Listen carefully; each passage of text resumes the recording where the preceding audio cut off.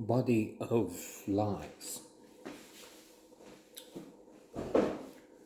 A good enough movie with great actors, especially Leonardo DiCaprio, Russell Crowe, Mark Strong leading the cast. About problems in the Middle East and with the CIA, with America, imperialism, interference, and so on, as described in the movie. A bit excessive to my taste. The criticism of America.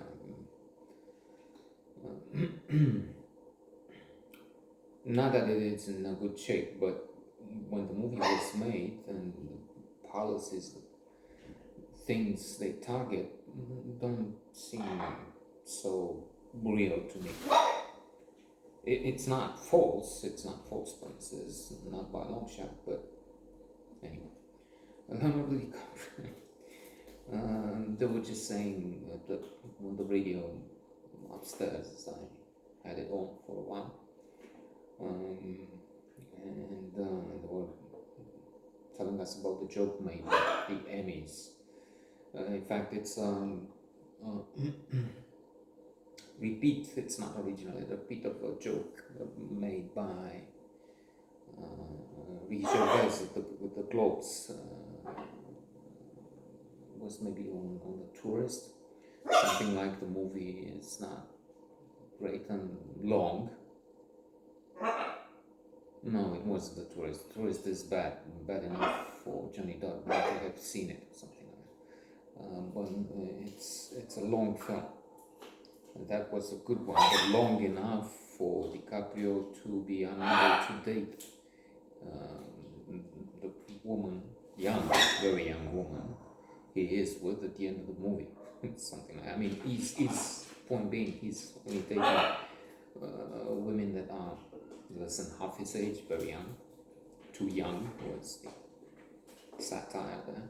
And I understand that the Emmys, again, they reheated the same joke in the form of Zendaya, 56, young enough to play a child, teenager, but not young enough to date DiCaprio or something like that. Here he's a CIA agent infiltrated in the Middle East, supervised by Russell Crowe. I mean, their characters respectively I'm talking about. Russell Crowe being the mean fellow here, and Mark Strong is the head of the Secret Service in Jordan, and a very tough man at that. Compromised they would be today because the supreme idiot, I don't know any other bigger fool than Trump.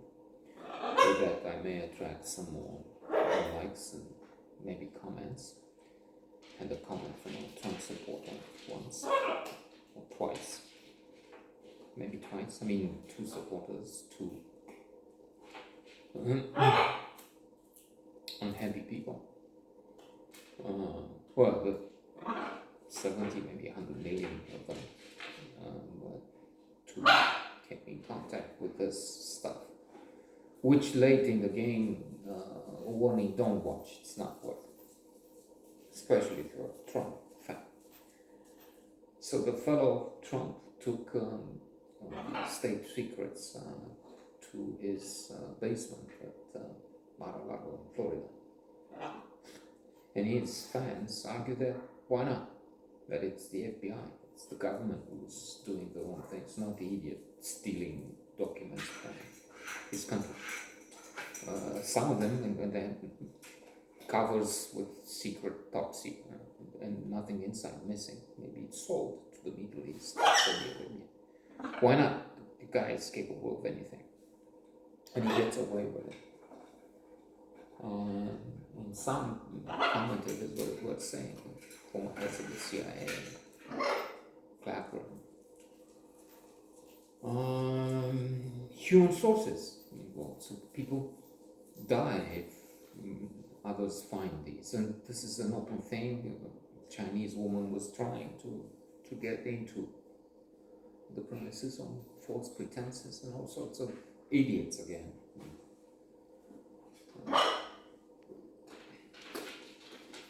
Would get it, would go in. If you disapprove of the fellow, you don't walk on that property.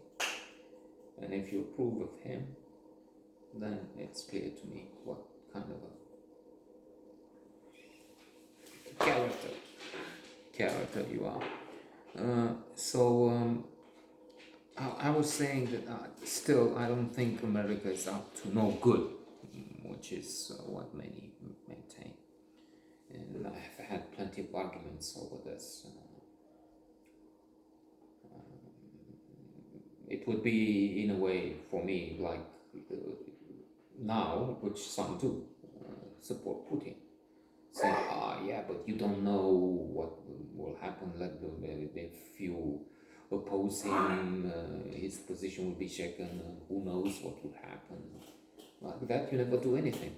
Let the bloodiest dictator in place and say, well, but you know, there will be struggle, there will be civil war.